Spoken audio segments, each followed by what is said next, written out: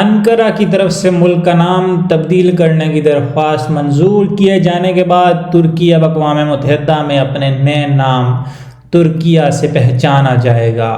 متعدد عالمی اداروں اور تنظیموں کو بھی ترکی کا نام تبدیل کیے جانے کے لیے کہا جائے گا۔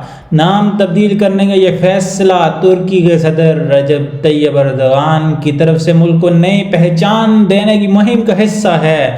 صدر رجب طیب اردوغان نے گزشتہ سال دسمبر میں کہا تھا کہ ترکیہ عوام، ثقافت، تہذیب اور اقدار کی مکمل اور درست عکاسی کرتا ہے۔ اقوام متحدہ کا کہنا ہے کہ جیسے ہی رواں ہفتے یہ درخواست موصول ہوئی تو یہ تبدیلی کر دی گئی تھی۔ ترکی کے عوام کی اکثریت پہلے ہی اپنے ملک کو ترکیہ پکارتے تھے، لیکن اس کے باوجود انگریزی میں استعمال کیا جانے والا نام ترکی ملک کے اندر بھی وسیع پیمانے پر مقبول ہے۔ سرکاری خبر رساں ادارے TRT نے گزشتہ سال صدر کے اعلان کے ساتھ ہی اسے استعمال کرنا شروع کر دیا تھا اور اس کی وجوہات بیان کرتے ہوئے کہا گیا تھا کہ اس لیے بھی ضروری تھا کہ ترکی کے نام کا ایک پرندہ بھی ہے جس کو خصوصی طور پر مسیحی فرقے کے لوگ کرسمس اور سال نو اور تھینکس گیونگ پر بڑے اہتمام سے کھاتے ہیں۔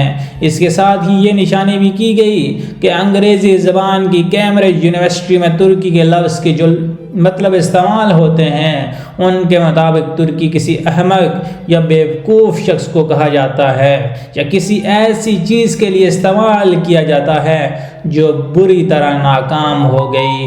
ترکی کی پہچان بدلنے کی مہم کے تحت ترکی میں تیار کردہ تمام چیزوں پر میڈ ان ترکیہ لکھا جائے گا اور اس برس جنوری میں سیاحت کو فروغ دینے کی ایک اشتہاری مہم شروع کی جائے گی جس میں ہیلو ترکیہ استعمال کیا جائے گا۔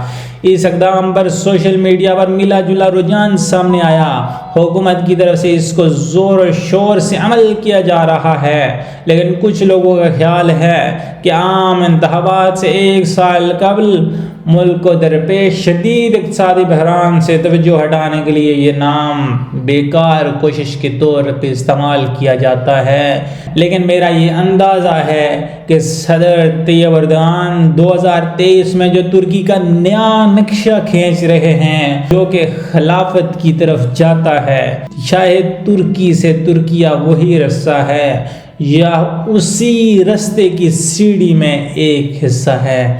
ہماری آپ سے التماس ہے کہ میرے چینل کو سبسکرائب کیجئے، ویڈیو کو لائک اور شیئر کیجئے۔ جزاک اللہ۔